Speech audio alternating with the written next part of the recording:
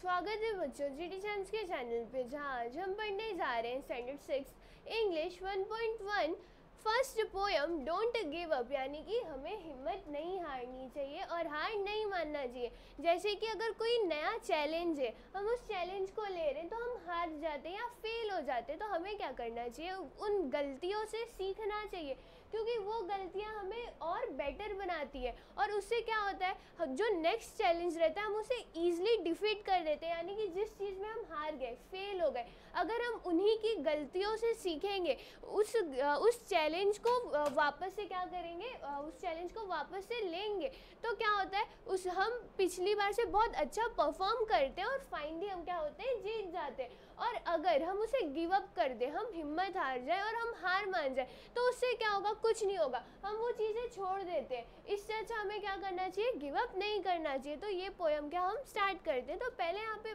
First stanza में आपको बोला गया है, if you have tried and have not won, never stop for crying, all that's great and good is done just by patient trying. यानी कि अगर कभी तुमने कुछ ट्राई किया और तुमने नहीं जीता, तो तुम्हें रोते हुए नहीं बैठना चाहिए, रोने के लिए नहीं बैठना चाहिए, क्योंकि जो चीज़ बीत चुका है उसके ऊपर रोने का कोई मतलब नहीं होता है। अगर आप समझो कोई रेस है, आप रेस हार गए, थर्ड आ गए, फोर्थ आ गए, तो आपको रोना नहीं चाहिए, क्योंकि अब रो के फ़ायदा नहीं है। आप क्या करो, प्रैक्टिस करो।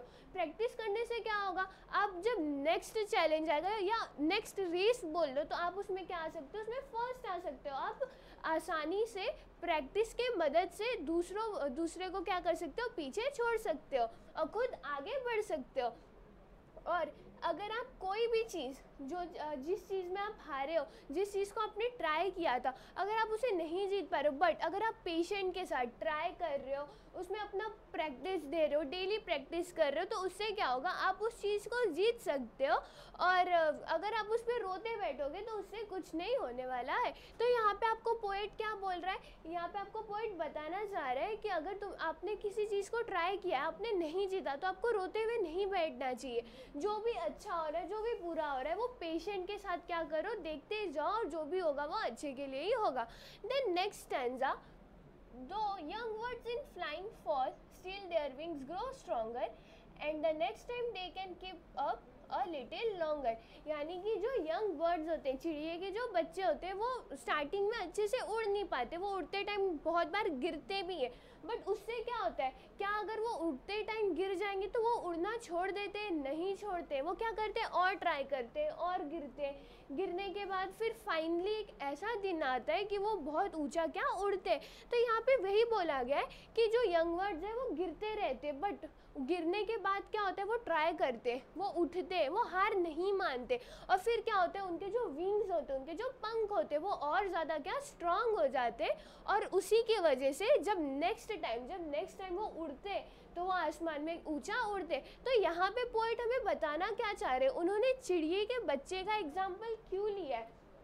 जैसे कि अगर हम कुछ ट्राई कर रहे हैं, हम उसमें गिरते भी हैं, हमें क्या मिलता है, ज़रूरी नहीं है कि हर बार हमें विक्ट्री ही मिले, बहुत बार क्या होगा, हमें नीचे गिरना पड़ता है। तो हमें भी क्या करना चाहिए, इस यंग बर्ड की तरह वापस से उठना सीखना चाहिए। यानी कि अगर कुछ गलती हो गई, गलती को मानो, गलती से सीखो और क्या करो, और स्ट्रॉन्ग बनो। जैसे कि यंग बर्ड है, वो उड़ती है, गिरती है, फिर उड़ती है, और एक दिन ऐसा आता है कि उसके जो विंग्स होते हैं वो बहुत ही ज़्यादा स्ट्रॉन्ग हो जाते हैं, और उसके वजह से क्या होता है, उसके वजह से वो अगली बार ऊंची उड़ान लेते हैं, यानी कि ऊंचा उड़ते हैं। वैसे ही हमें भी अपनी गलतियों से सीखना चाहिए। हम नीचे गिर रहे हैं, चलेगा, बट जब नेक्स्ट टाइम हम नेक्स्ट चैलेंज है, तो हमें कैसी ऊंची उड़ान हमें लेनी चाहिए, क्योंकि अगर गिव अप कर दिया तो कुछ नहीं होगा, ऐसे ही घर पे हम क्या बैठे रह सकते। देन नेक्स्ट है, though the sturdy oak has known many a blast that bowed her, she has risen again and grown loftier and prouder. यानी कि जो ओक ट्री होती है, उसके ओक ट्री को अगर आपने देखा होगा, तो अगर हवा तेज चल रही होती है तो वो क्या हो जाती है, बो डाउन हो जाती है, यानी कि झुक जाती है।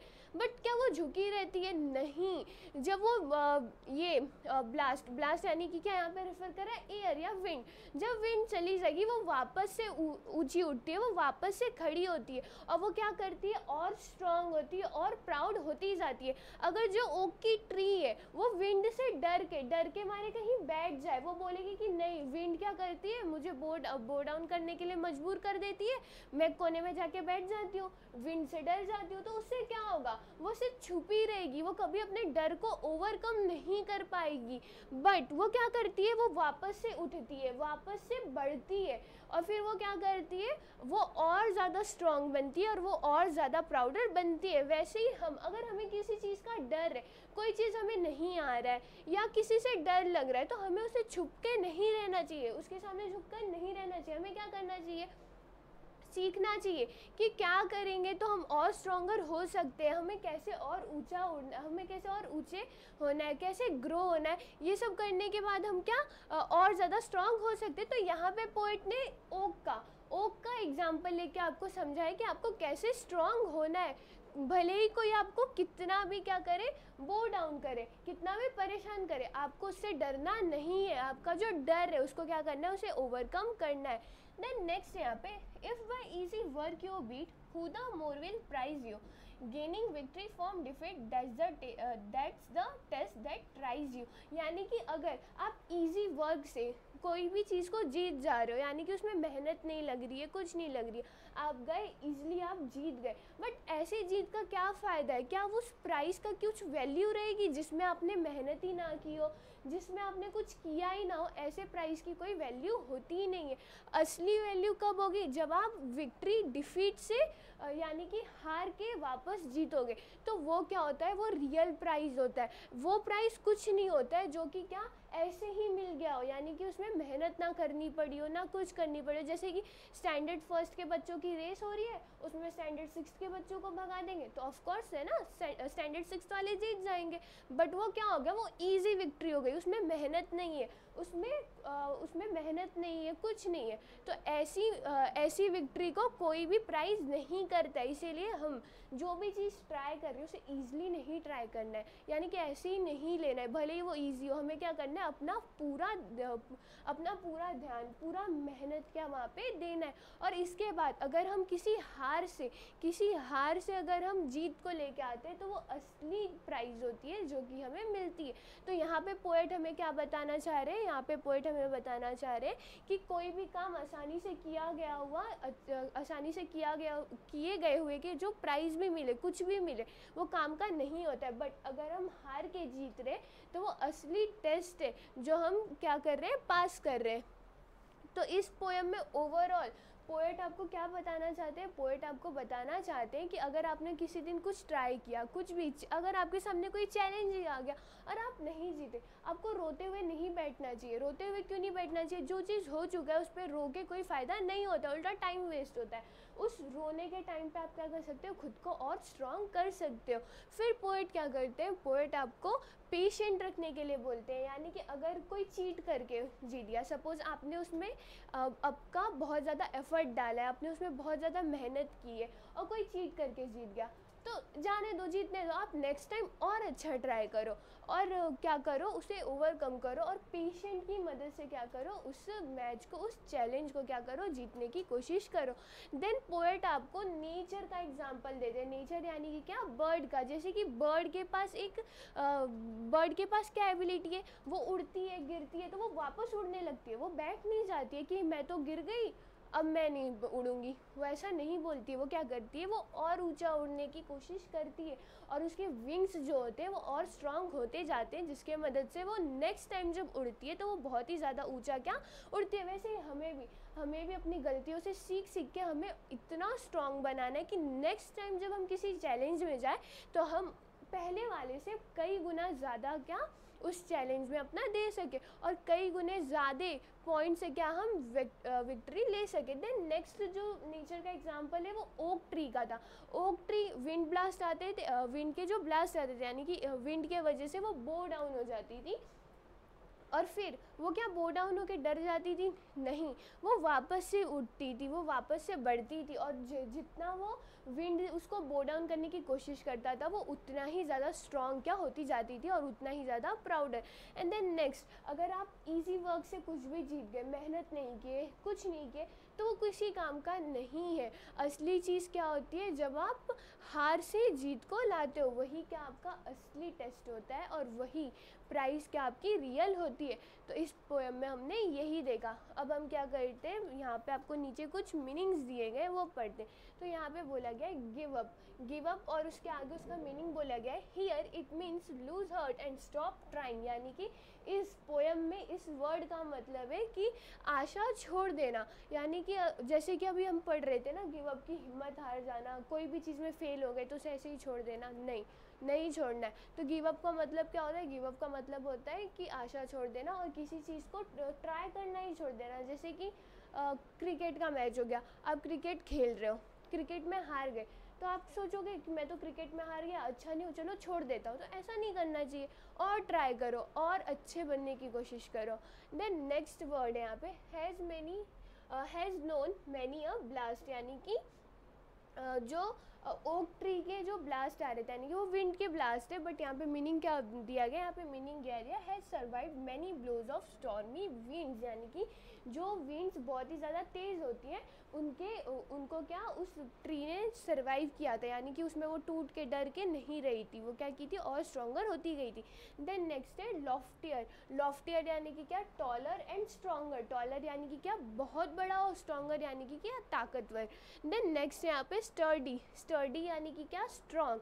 And then next you beat, here it means you win, you beat यानी कि क्या, यहाँ इधर इस पोएम में आपको इसका मीनिंग क्या दिया गया, यू विन यानी कि क्या, आप जीत गए। देन नेक्स्ट यहाँ पे आपका एक्सरसाइज स्टार्ट हो जाएगा। तो पहला क्वेश्चन है यहाँ पे, have you ever given up on something good, share your story, यानी कि ये पर्सनल रिस्पॉन्स टाइप का क्वेश्चन है। यहाँ पे आपको खुद का रिस्पॉन्स देना है। तो यहाँ पे आपको पूछा गया है क्या आपने कभी किसी अच्छी चीज़ पे गिव अप किया है, तो अपने स्टोरी को सुनाओ। तो यहाँ पे एक रेफरेंस आंसर है, आप चाहो तो इसको यूज़ कर सकते हो, बट इससे अच्छा है कि आप खुद की स्टोरी को यूज़ करो कि क्या आपने कभी किसी चीज़ को गिव अप किया है, और अगर आपने गिव अप किया होगा तो आप अब क्या करो, अब से स्टार्ट करो, अब से प्रैक्टिस करो और खुद को क्या करो, अच्छा बनाओ। क्योंकि गिव अप करना सोल्यूशन नहीं होता है, उस हार को जीत बनाना क्या एक सोल्यूशन है, यानी कि मेहनत करना ही सोल्यूशन है।